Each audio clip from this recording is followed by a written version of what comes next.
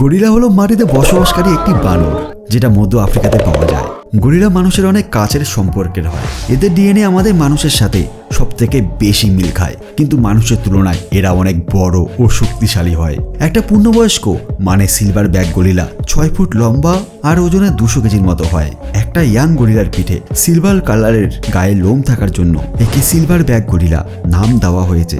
Gorilla অনেক বুদ্ধিমান একটি প্রাণী। এরা ইশারার আওয়াজ বুঝতে পারে আর মানুষের মতোই হাসতে পারে, আর তার সাথে ইমোশনালও হয়। নিজের আগের চলে যাওয়া সময়কে মনে করা থেকে শুরু করে পরে কেমন সময় আসবে তার সম্পর্ক ভাবতে পারে। কিন্তু এই বানরের সব থেকে বড় জিনিস হলো এর শক্তি। বিজ্ঞানীদের মতে একটা গরিলার ভিতর 20টা মানুষের মতো শক্তি হয়। গরিলার এই শক্তিশালী শরীর 9 ফুটের মতো হয়, যেটা এর হাইটের থেকেও 1.5 গুণ বেশি হয়। এই শক্তির সাহায্যে গরিলা একটা এসইউভি গাড়িকে অতি সহজে উঠিয়ে পাল্টিও মারতে পারে। মানুষের মতো গরিলারও 32টা দাঁত হয়, কিন্তু ক্যানিয়াল টিথ মানে সামনে থাকা 2টি দাঁত 2 ইঞ্চি লম্বা হয়। গরিলার চোয়াল অনেক বেশি শক্তিশালী হয়, যার কাটার ক্ষমতা মানে বাইট ফোর্স 1300 PSI পর্যন্ত হয়, যেটা বাঘ আর সিংহর থেকেও বেশি। গরিলার সবথেকে শক্তিশালী হাতিয়ার হলো এর পাঞ্চ মানে ঘুষি।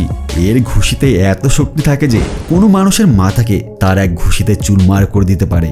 তেন্দুয়ার মতো শক্তিশালী প্রাণীকেও গরিলা একটি ঘুষিতেই ধরাশায়ী করতে পারে। নিজের একটা ঘুষির সাহায্যে তেন্দুয়ার হাড়কে ভাঙার ক্ষমতা রাখে।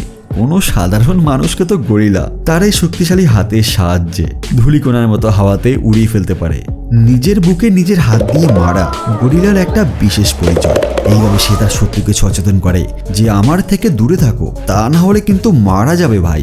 অনেকবার তো সে তার বিরোধীর থেকে জেতার পর নিজের খুশি আর শক্তি দেখানোর জন্য গরিলা তার বুকে হাত দিয়ে মারতে থাকে, আর এর ফলে যে আওয়াজ বের হয় সেটা 1 কিলোমিটার দূর থেকেও শোনা যায়। সাধারণত গরিলা একটা শান্ত প্রজাতির প্রাণী। মানুষের উপর অ্যাটাকের খুব বড় ঘটনা এখনো পর্যন্ত দেখা যায়নি। দেখুন শুধু একবার এই ঘটনা। চিড়িয়াখানায় এই গরিলার ঘরে একটা বাচ্চা পড়ে যাওয়ার পরেও গরিলা এই বাচ্চার উপরে একটাও অ্যাটাক করেনি। পরে চিড়িয়াখানার লোকেরা এই বাচ্চাকে অতি সহজে বাঁচিয়ে নেয়।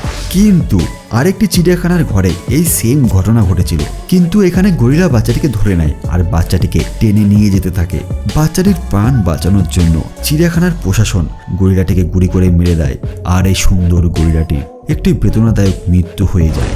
গরিলা 35 থেকে 40 বছর পর্যন্ত বেঁচে থাকে। এরা গাছের উপরে বা মাটিতে একটা পাখির মতো বাসা বানিয়ে বসবাস করে।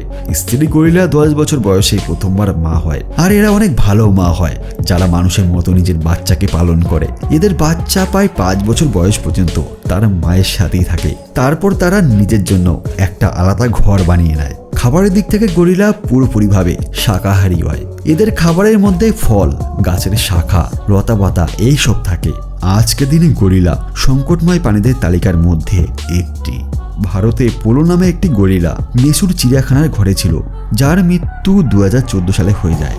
আপাতত এখন আপনি এই বড় শক্তিশালী প্রাণীকে ভারতের কোনো চিড়িয়াখানায় দেখতে পাবেন না।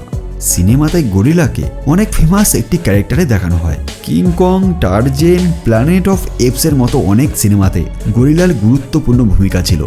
আপনারা অনেক সিনেমাতে দেখেছেন হয়তো গরিলাদের অনেক আক্রমণকারী হিসাবে দেখানো হয়, কিন্তু অনেক পরীক্ষার মাধ্যমে এটা প্রমাণিত হয়েছে যে যতক্ষণ না পর্যন্ত আমরা তাদের বিরক্ত করছি ততক্ষণ তারা আমাদের কিছুই করবে না।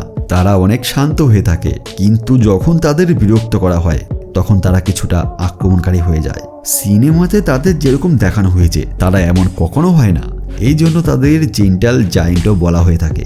তো বন্ধুরা, গরিলার ব্যাপারে এই তথ্য জেনে কেমন লাগলো নিচে কমেন্ট করে কিন্তু অবশ্যই জানাবেন। আর যদি ভিডিওটা ভালো লাগে একটা লাইক করে দিন, আর আপনাদের বন্ধুদের সাথে শেয়ার করে দিন। আর আপনি যদি আমাদের এই চ্যানেলটিকে এখনো পর্যন্ত সাবস্ক্রাইব না করে থাকেন তাহলে এখনই সাবস্ক্রাইব করে নোটিফিকেশন বেল আইকনটির উপর প্রেস করে দিন, যাতে আমাদের লেটেস্ট ভিডিওর নোটিফিকেশন আপনার কাছে সবার আগে পৌঁছতে পারে।